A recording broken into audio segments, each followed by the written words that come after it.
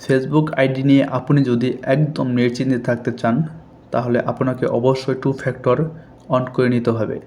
Two factor on থাকলে আপনি ছাড়া আপনার ফেসবুক আইডি দুনিয়ার কেউ আর লগ ইন করতে পারবে না। আর যতই চেষ্টা করুক না কেন কাজ হবে না, কারণ যখনই লগ ইন করার চেষ্টা করবে তখনই আপনার ফোনে 6 ডিজিটের একটি ওটিপি নাম্বার চলে আসবে। এই ওটিপি নাম্বার যদি আপনি না দেন তাহলে সে কোনোভাবে লগ ইন করতে পারবে না। এখন আপনি টু ফ্যাক্টর অন করে নাকে তেল দিয়ে ঘুমাতে পারেন, কারণ টু ফ্যাক্টর অন থাকলে ফেসবুক আইডি হ্যাক হবে না। সো কথা না বাড়িয়ে কীভাবে টু ফ্যাক্টর অন করবেন সেটা দেখাই। প্রথমে আপনি আপনার মোবাইল অথবা কম্পিউটার থেকে ফেসবুক আইডি ওপেন করে দেবেন। তারপর আপনার প্রোফাইল পিকচার ক্লিক করবেন, ক্লিক অথবা 3 ডট থাকবে, 3 ডটের মধ্যে ক্লিক করে নেবেন। তারপরে সেটিং অ্যান্ড প্রাইভেসিতে ক্লিক করবেন, আবার সেটিংয়ে ক্লিক করবেন।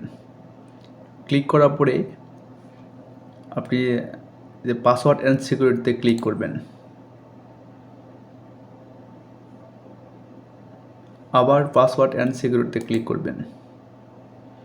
এইখানে দেখেন পাসওয়ার্ড অ্যান্ড সিকিউরিটি লেখা আছে, তারপর লেখা আছে change password, two factor authentication, save log in.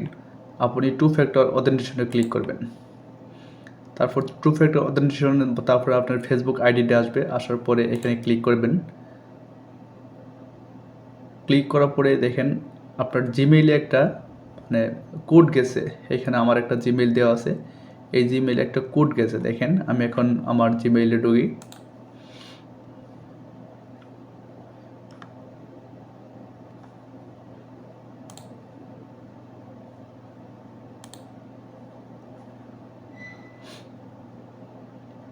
এই যে আমার একটা কোড আসছে, জিমেইলে কোড আসছে, এই কোডটা আমি কপি করে নেব।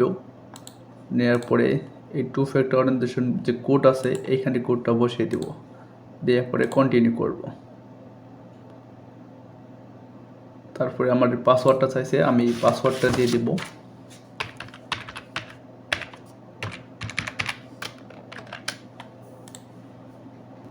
আমার এইখানে লেখা আছে যে text message authentication apps security কো। আমি টেক্সট মেসেজে দিয়ে নেক্সটে ক্লিক করব। এখানে আমার নাম্বার অ্যাড করা আছে, যে নাম্বারে আমার একটা মেসেজ যাবে এই নাম্বারতে আমি অন করে দেব। এই আমার নাম্বার এখানে সেট করা আছে। প্রথমে আপনার নাম্বার সেট করা থাকবে না, তখন অ্যাড ফোন নাম্বার দিয়ে ক্লিক করবেন। ক্লিক করার পরে নেক্সট দেবেন। নেক্সট দেওয়ার পরে দেখেন এন্টার ইউর কোড। আপনার ফোনে একটা রোবোটিং কল চলে যাবে অথবা মেসেজ যাবে। এই দেখেন একটা কলটা চলে আসছে।